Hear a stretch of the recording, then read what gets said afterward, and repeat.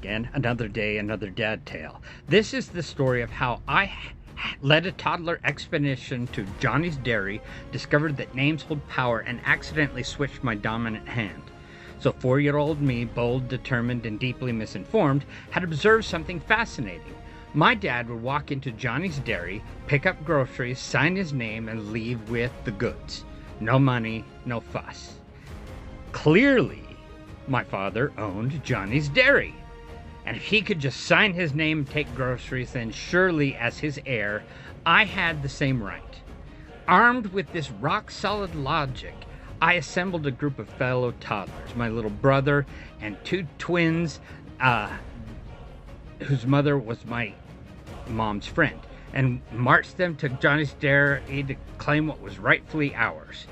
We entered the store, grabbed all the candy our little hands could hold, and took our haul straight to the counter. The cashier, an actual adult with functioning critical thinking skills, took one look at us and asked, "Do you have any money?" And I, with absolute confidence of a child who has never been wrong in his life, declared, "My dad owns the store, so it's all free." Now, tiny flaw in the plan, the cashier knew my father by name and knew that he did not in fact own the store, something that had escaped my logic.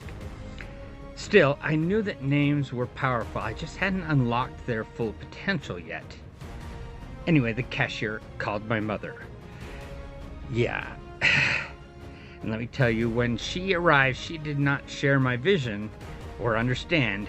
There was a lot of apologizing, some very stern "we do not take things without paying" lessons, and my candy empire crumbled before my eyes. But I was undeterred, because while I may have failed to use the power of a written name, I now knew it was important. For the next several weeks, I tried desperately to write my name.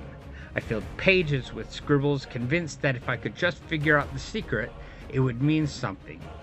Finally, I gave in and asked my mom to teach me, and as she wrote my name, I watched carefully. She used her right hand, and that's when it hit me. I had been using the wrong hand. Clearly, that was the reason my name hadn't worked before. So, from that moment on, I switched to my right hand completely, abandoning my natural left-handedness, all because I thought handwriting held mystical power, and I had been doing it wrong. And that's the story of how I lost my left-handedness, failed to claim my birthright at Johnny's Dairy, and learned absolutely nothing about actual ownership or money. I did, however, eventually learn to write my name, and I got way better at sneaking candy. You can ask my mom.